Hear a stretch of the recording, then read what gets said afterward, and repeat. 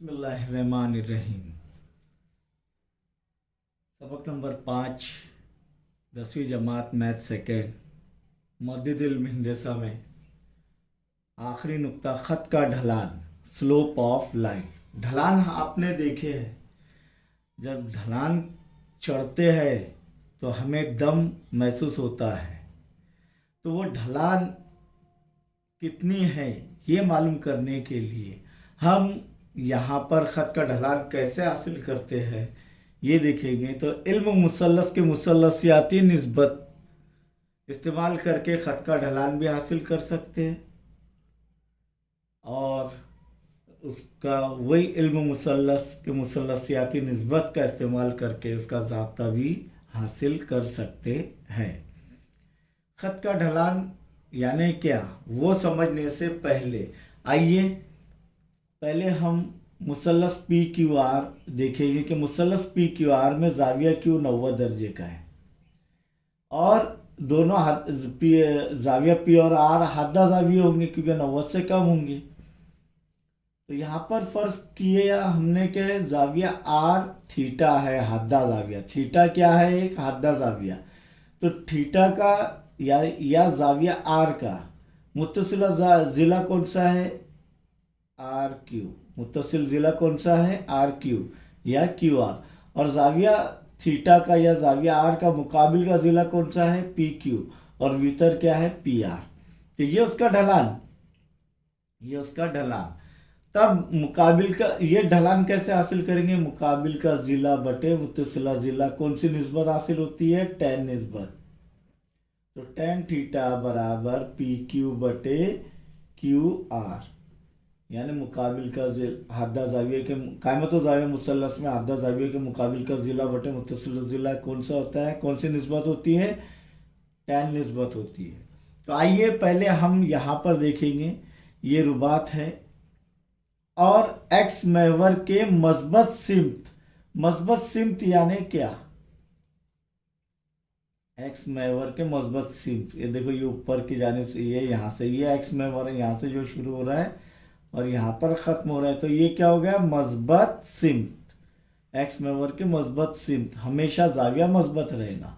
और एक्स महवर के मनफी सिमत, तो देखिए ये यहाँ से शुरू होगा और यहाँ पर ख़त्म होगा 360 दर्जे, 0 से 360, ये 0 से 360। तो ये 0 से नफ़ी 360, ये 0 से जमा 360।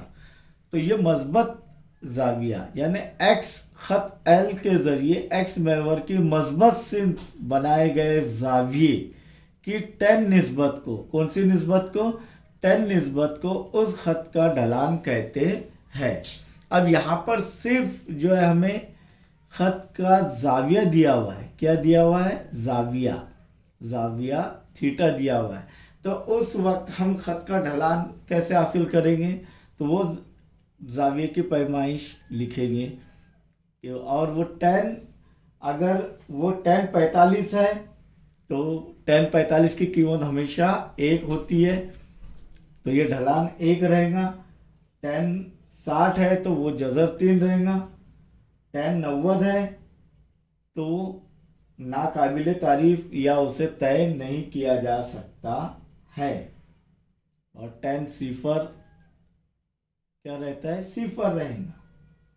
तो आइए यहाँ पर इस ख़त के ढलान को m से जाहिर करते हैं। ख़त का ढलान क्या होगा, m, और ये m क्या है, यहाँ पर टेन थीटा। अब आगे ज़ाब्ता हम ये टेन थीटा के ज़रिए या टेन निस्बत के ज़रिए हासिल करेंगे। अब यहाँ पर अगर समझो ज़ाविया नहीं दिया हुआ है और ख़त का ढलान हासिल करने का दो नुकात के मौजूदीन दिए हुए हैं, x1 y1 और x2 y2, नुकात p और q के। फ़र्ज़ करो ये नुक्ता r है। अब ये क्यू आर किसके मुतवाज़ी है, y के, y ख़त के मुतवाज़ी है। तो क्यू आर का फासला क्या रहेगा, y2 नफ़ी y1। और पी आर किसके मुतवाज़ी है, ख़त x के। तो यहाँ पर पी आर का फासला क्या रहेगा, x2 नफ़ी x1। तो ये y2 नफ़ी y1 और ये x2 नफ़ी x1।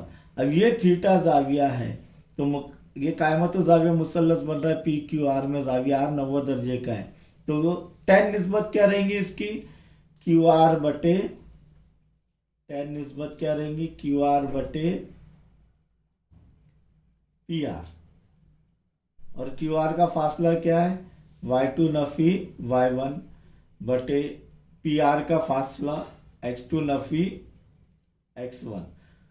तो जब कभी भी उस खत के मुद्दीन दिए हुए हैं दो, और उसका जो है हमें जो है ढलान हासिल करना है, तो क्या ज़ाब्ता इस्तेमाल करना पड़ेगा, ढलान m या खत का ढलान बराबर m भी लिख सकते हैं, m की कीमत भी y2 नफी y1 बटे x2 नफी x1, या खत का ढलान tan थीटा बराबर भी लिख सकते हैं y2 Nafi y1 x2 Nafi x1। कब, जब दो नुकात दिए हुए हैं तब ये ज़ाब्ता हासिल होता है। अब ये यहाँ पर कहीं पर भी इस खत पर कोई भी दो नुकात लो, कोई भी दो नुकात कहीं पर भी, तो उनका जो ये निस्बत मुस्तकिल रहेंगी, y2 नफी y1 बटे x2 नफी x1, इसकी निस्बत मुस्तकिल रहेंगी। समझ में आया? तो y2 नफी y1 बटे x2 नफी x1 निस्बत को खत L का ढलान कहते हैं।